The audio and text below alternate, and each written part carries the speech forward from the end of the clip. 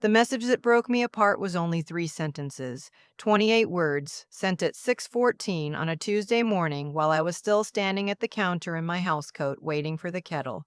I've decided to keep the wedding very small. I'd rather you not be there. We'll set up a live stream so you can watch from home if you'd like. Those words came from my own daughter, and I read them maybe 40 times before the kettle started screaming, and I realized I'd been crying without knowing it. My name is Marguerite Hever. I'm 63 years old, and I spent more than 2 decades of my life making sure my daughter would never have to live the way I lived. I raised her alone in Sudbury after her father was killed underground at the nickel mine when she was 9. I scrubbed hospital floors on the night shift and cleaned the big houses out in the new Sudbury subdivisions on my days off, and I never once let her feel poor, even when we were. By the time that message landed in my inbox, she was marrying a man from a Toronto family with more money than our whole street put together, and had already bought my dress and my bus ticket and a little hostess gift for his mother. I was so proud of her, I could have burst. And then I found out the truth. I found out what my daughter had been doing for 2 years to become the kind of woman those people would accept and what she'd had to erase to do it. What I uncovered would have flattened most mothers for good. But I am not most mothers. 2 days after that message, I walked into a resort in Muskoka that I was very much uninvited to, carrying a folder full of paper and a few people who remembered exactly who my daughter used to be. And by the time I was done, the groom had taken off his jacket, set it on a chair, and walked out of his own wedding. Before I tell you how a woman in a hospital cleaner's uniform turned a 300-guest society wedding into the most honest hour of my daughter's life, do something for me. Drop a comment and tell me what town you're watching from, because I want to know I'm not telling this to an empty room. And if you've ever poured your whole self into someone who one day decided you were an embarrassment, hit that like button so I know you're out there. Because by the end of this, you'll understand why being told to watch my own daughter's wedding on a screen was the thing that finally gave me my spine back. But you can't understand how badly it hurt unless you know how much there was to throw away. We lived in a 2-bedroom on the East End, the kind of place where the radiators clanked all winter and you could hear the neighbor's television through the wall. When my husband died, a roof failure, 2,800 feet down, the kind of thing the company calls an incident. The settlement barely covered the funeral and 3 months of rent. I was 38, I had a grade 9 education, and I had a little girl who was smart as anything and trusting as a puppy. And I decided that no matter what it took, she was going to have a life with more doors in it than mine ever had. I took the housekeeping job at the hospital because it had benefits and the union behind it.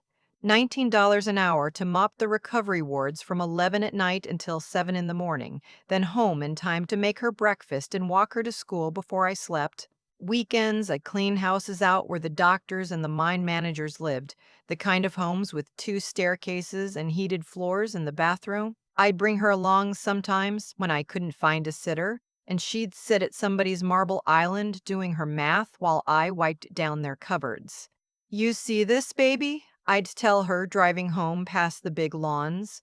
"One day you'll have a kitchen like that, not because anybody gave it to you, because you earned it with your brain." She believed me.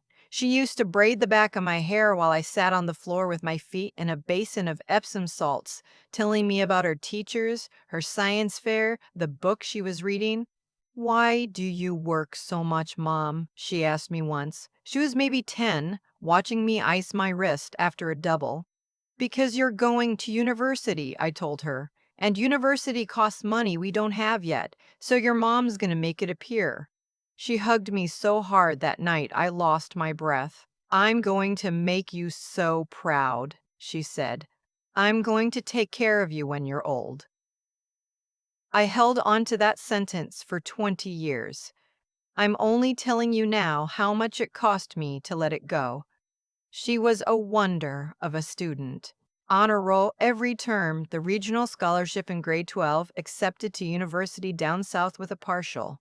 I took out a line of credit and co-signed her student loans for the rest, and I worked Christmas days and stat holidays for the extra pay so she'd have residence and a meal plan and not have to work a campus job that might pull her marks down. She'd call me every Sunday from her dorm, and I'd sit at the kitchen table with my tea going cold just to hear her voice get more sure of itself, week by week. In her last year, she told me about him.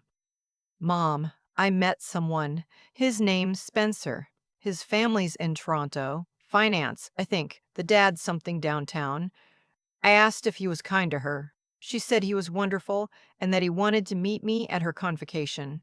Convocation was the proudest day of my life. I drove 8 hours with a thermos of coffee and a card with $200 I'd saved in 20s, and I watched my girl cross that stage, the first in our family to hold a degree, and I cried so hard the man beside me passed me a Kleenex.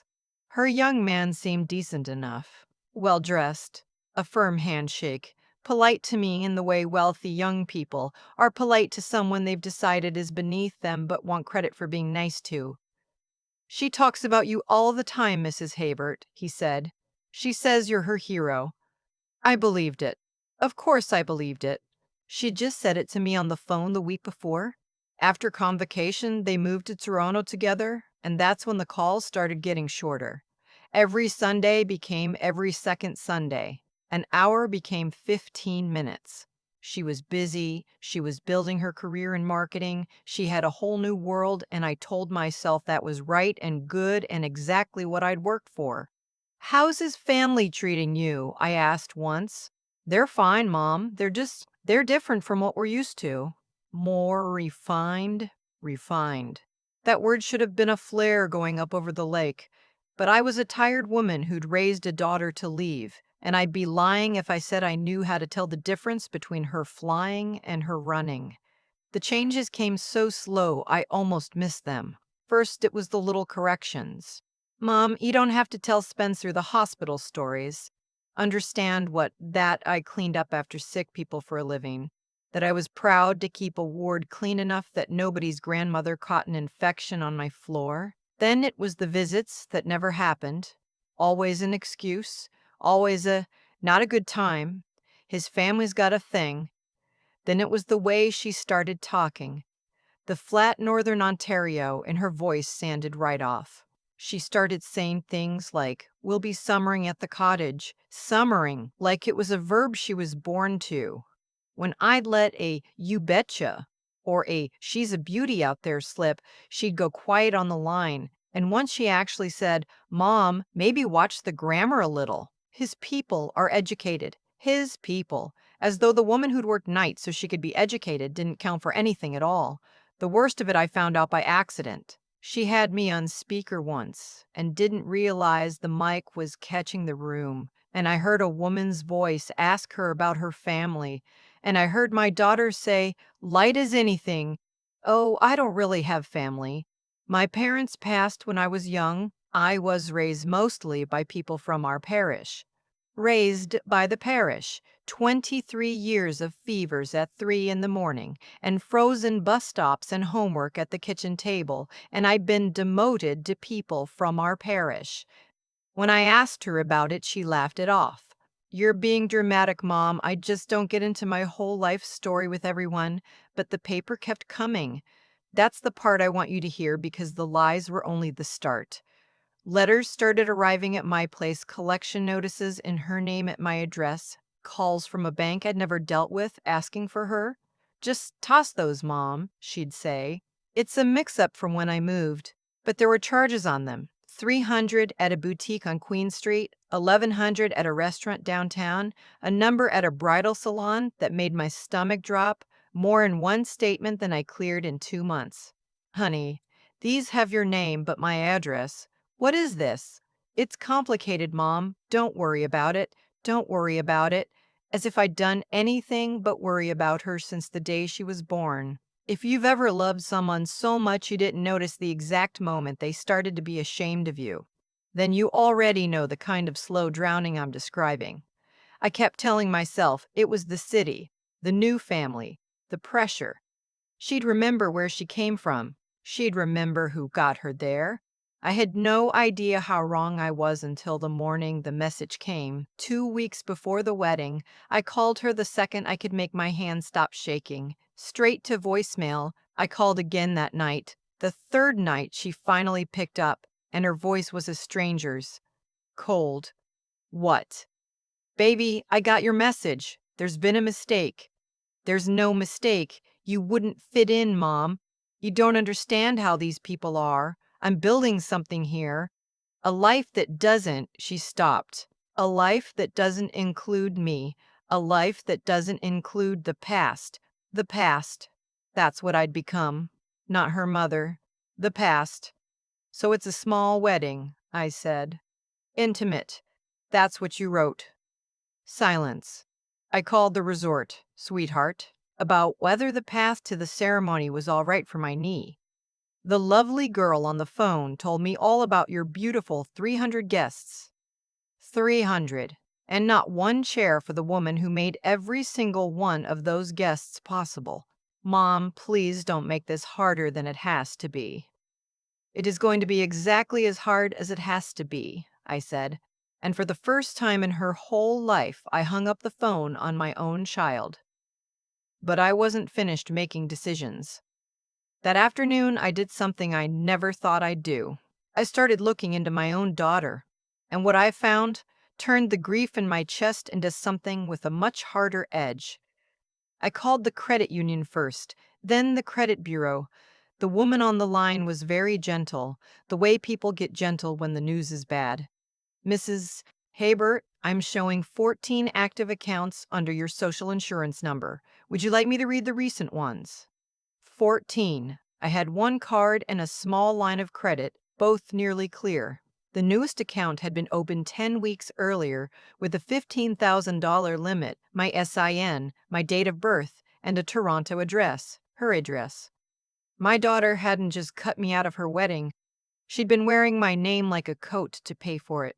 Then the call I'll never forget from a real estate agent up here in town.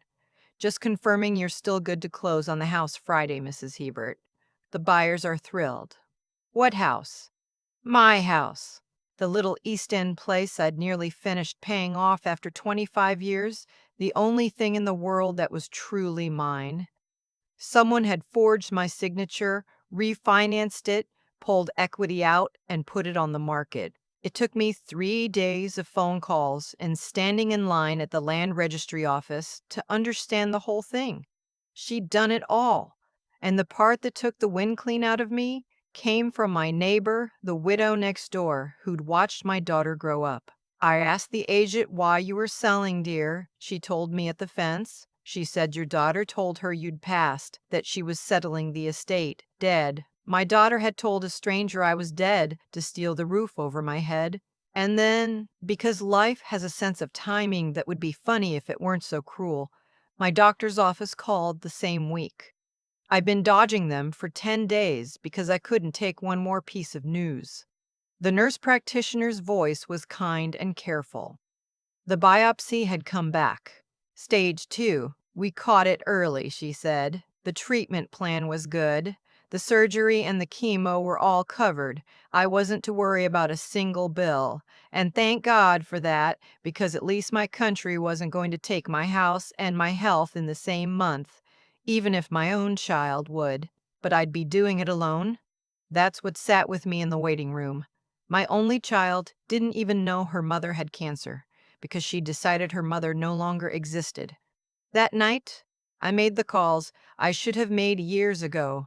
To her grade 3 teacher, who still lived 2 streets over. To the retired priest who'd known us since she was baptized. To my neighbor at the fence. To the man who'd tutored her in math for free because I couldn't afford a real tutor. And I started telling the truth out loud to people who'd been there for it. The winter I worked 6 weeks of doubles to buy the bike she wanted. The field trip to Ottawa I paid for by cleaning an extra house every Saturday for a month. The 1,000 kitchen table nights. I wasn't just gathering evidence of the theft, though I had a banker's box of that. I was gathering evidence of us. Of the life that actually happened, the one she was trying to bury under a live stream link. If my daughter wanted me dead, then fine. I was going to walk into her wedding like something out of a ghost story, with the photo albums and the bank statements and a row of people who'd never forgotten her. And I was going to remind that whole room that some mothers don't stay buried, especially not when their funeral money's been spent on a designer gown. Tell me in the comments if someone ever tried to write you out of the story of your own family, because I'm about to tell you what happens when you try to bury a woman who kept the receipts. I had 10 days. 10 days, a tumor in my body, a house slipping out from under me, and a credit file in ruins. But I also had something my daughter had clean forgotten about. I had every piece of paper from the life she was ashamed of. I called her teacher first, the one from grade 3. Marguerite, of course I remember her, she said.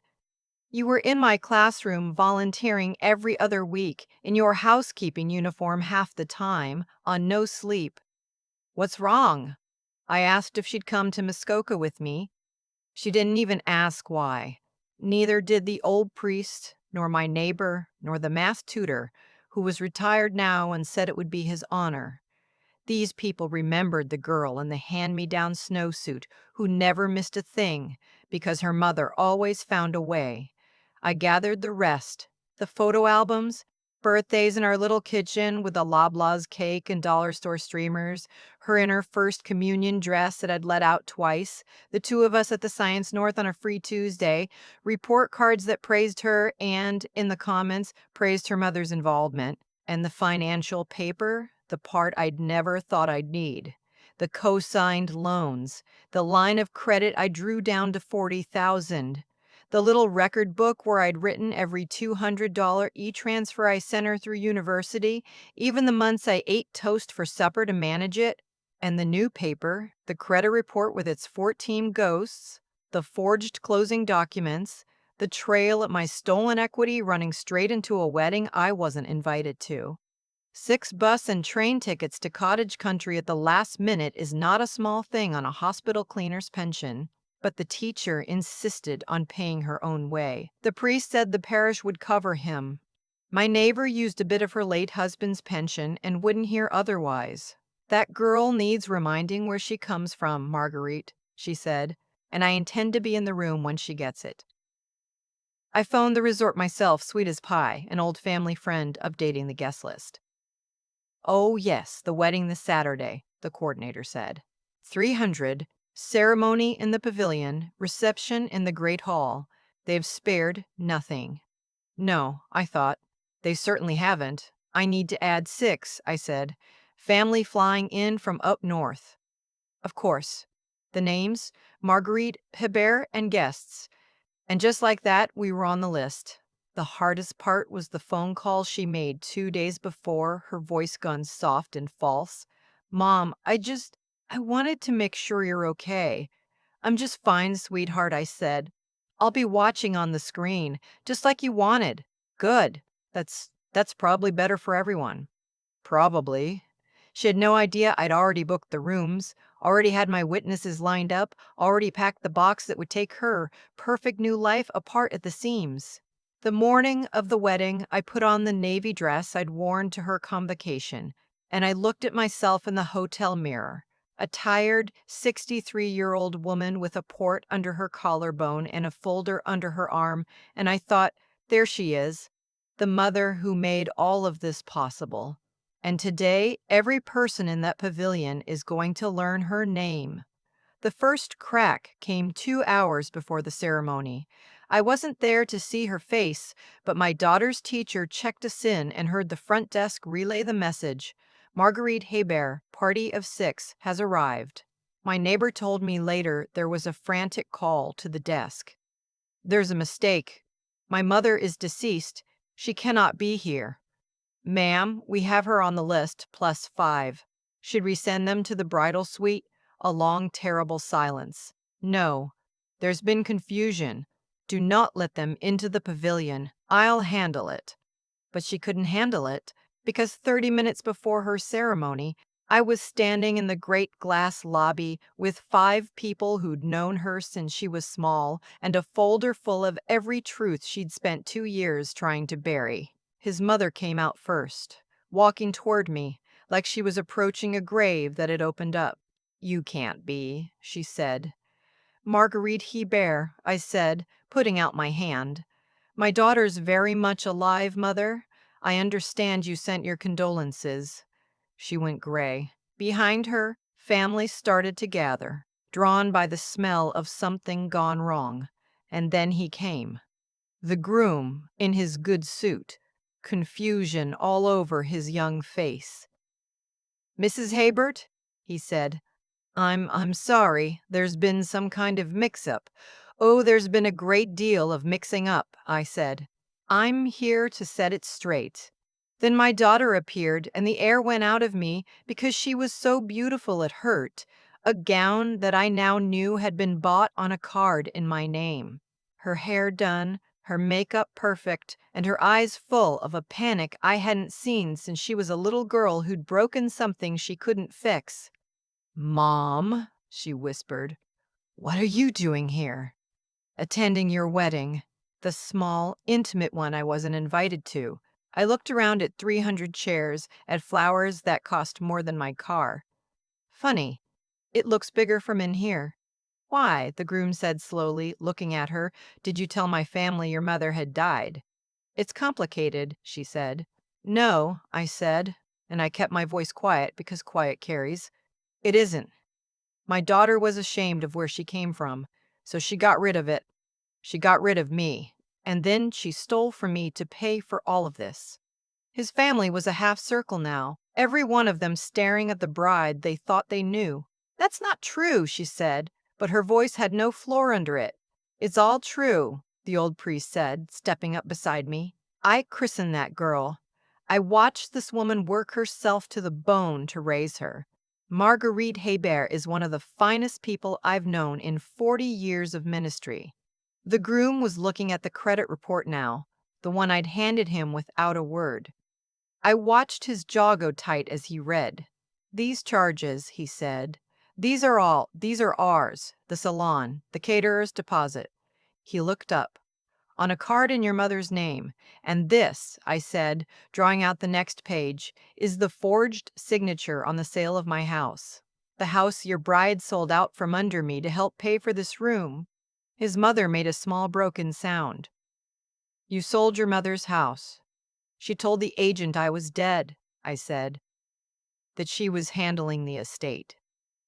The coordinator hurried over, pale. "I'm so sorry. We have 300 guests seated. Do we need to delay?" I looked at my daughter, gorgeous and ruined in her stolen dress, surrounded by people who didn't know one true thing about her. "Oh no," I said. "These good people drove a long way to see a wedding. Let's not keep them. They're just going to see a slightly different one than they expected." The walk into that pavilion was the longest and the cleanest of my life. 300 people rose for the music, expecting a radiant bride, and instead, they watched a row of strangers from up north take their seats at the front, and a tired woman in navy walk down the aisle behind the girl in white. The officiant got as far as the old line. "If anyone here knows a reason these two should not be joined, let them speak now." And into that little practiced pause, I stood up. "I'm afraid I do." 300 heads turned at once. The officiant blinked. "On what grounds?" "On the grounds that everything you've been told about this bride is a lie." I walked to the front, my people behind me. "My name is Marguerite Hebert. I'm the mother of the bride. The mother who, according to what you've all been told, died last year." A wave of murmurs. "As you can see, I'm still here. What I am dying of, slowly, is cancer, which my daughter doesn't know about because she decided 2 years ago that I no longer existed." "Mom, please," she breathed. She was so ashamed of the woman who raised her in a 2-bedroom in Sudbury, who cleaned hospital wards at night so she could go to university, that she found it simpler to tell everyone I was dead than to admit where she came from. I opened the first album and held up a photo of a gap-toothed 7-year-old at a kitchen table birthday.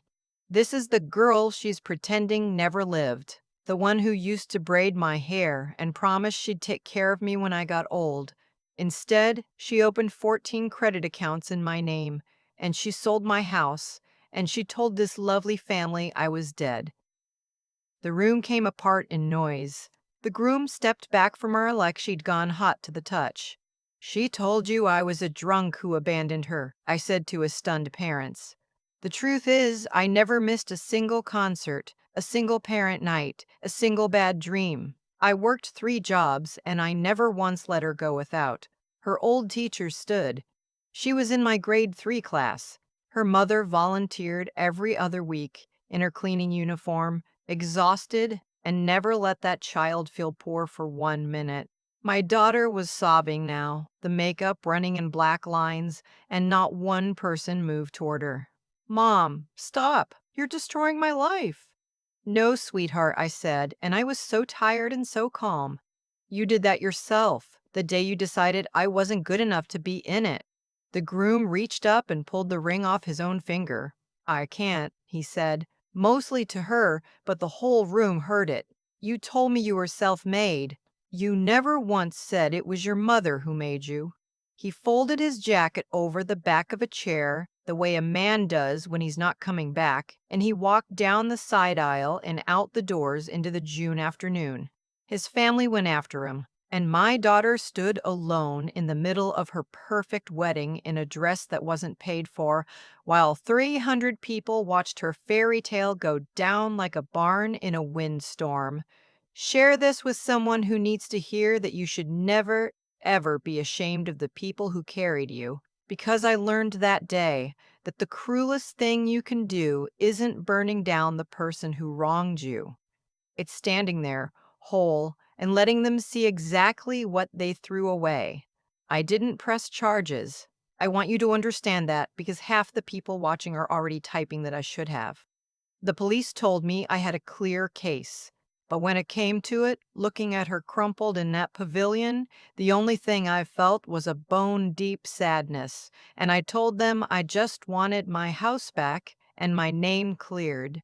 She signed everything back to me. It took months of forms with the credit bureau and the registry office, but the house is mine again, free and clear, and that's enough. I went home to Sudbury and I started chemo, and a community I'd quietly served for 30 years served me right back. The parish set up a meal train. A woman whose mother I'd nursed through a long winter on the ward drove me to every appointment. The teacher came by every Tuesday with a thermos of soup and never let me thank her. The story got around the way they do now. Somebody had filmed it on a phone, and for a while I was the mother who crashed the Muskoka wedding. I got letters from across the country, from a daughter in Halifax, a father outside Calgary, a woman in Kelowna whose own kids had quietly erased her. One mine from a mother in Thunder Bay. I've kept on the fridge. Your nerve gave me back mine. I've stopped apologizing for being who I am. I didn't hear from my daughter for 8 months. The groom called once, in the fall, to say he didn't blame me and that she'd moved back north and taken a job at a small firm, and that he thought she was trying to figure out who she was without all the borrowed parts. My neighbor saw her at the grocery store, thinner, plainer, the expensive highlights grown out. Then one Saturday in the spring, with the snow finally gone and my hair growing back and soft and gray, I was out turning the soil in the little garden I'd nearly lost, and I heard a car door. She was walking up the drive with a tray of pansies, dressed in jeans and an old sweater, looking smaller and somehow more real than she had in years. "Hi, Mom." "Hello, my girl." We stood there a long moment, two women who shared a whole life and had become strangers inside it. She told me she'd been seeing a counselor, learning about shame, about how she'd spent 2 years hating where she came from and made me pay the bill for it. She said the strongest person she'd ever known had cleaned hospital floors at night, and that she'd spent all that time pretending to be made of something better when she'd been made of the best thing there was. And then she asked if there was any chance Someday, she might earn her way back to being my daughter. I looked at her for a good while. Baby, I said, you never stopped being my daughter. You just forgot how to be proud of it. And there, for the first time in years, was the little girl who used to dig in this same dirt beside me. "Can I help you plant these?" she asked. I handed her the trowel and we knelt down together in the cool spring soil, and I understood at last that the sweetest revenge was never about taking her apart. It was about living so honestly that she finally remembered what she'd nearly lost and came home to plant flowers in it. I've had a lot of quiet mornings in that garden since, and I've come to believe that nothing about what happened to me was random. My daughter didn't wake up one day a thief. It came in small choices, each one a little easier than the last. The first time she told someone I died, the first card she opened in my name, the first lie she let Spencer believe. Every one of those choices was a seed, and a wedding pavilion full of strangers was simply the harvest. You can't bury the truth and expect roses to grow over it. What you plant is what you'll one day have to stand in front of. I think about what actually saved me, and it wasn't luck. It was three things I'd quietly built my whole life without ever giving them names. The first was knowing right from wrong and refusing to bend on it even when bending would have been kinder to me in the moment. I could have let the house go, let the lies stand, kept the peace. But a person who won't hold a clear line eventually has no ground left to stand on. The second was using my head instead of only my heart. I didn't storm into Muskoka screaming. I gathered the paper, I called the registry office, I lined up people who remembered the real story, and I let the facts do the work that fury never could. Heartbreak makes you loud, clear thinking makes you unanswerable, and the third was the plain, stubborn refusal to fall down and stay down. I had cancer in my body and a forged signature on my own house, and I still got on that train. Not because I'm special, but because I'd spent 30 years learning that you get up, you put your uniform on, and you do the next hard thing whether you feel like it or not. If there's anything I'd want a younger person to take from my story, it's that those three things are not gifts you're born with. They're built. The same way I built that little life in Sudbury, one honest day at a time. Decide early what you will not do for anyone's approval. Train yourself to think past the first wave of feeling before you act, and practice getting back up on the small days so your legs are ready for the big one. Spencer walked out of that wedding because my daughter had none of those three when it counted, and she's spending these years trying to grow them now, on her knees in the dirt beside me. I didn't win anything that day. There's no winning when it's your own child. But I kept myself, my name, my home, my truth.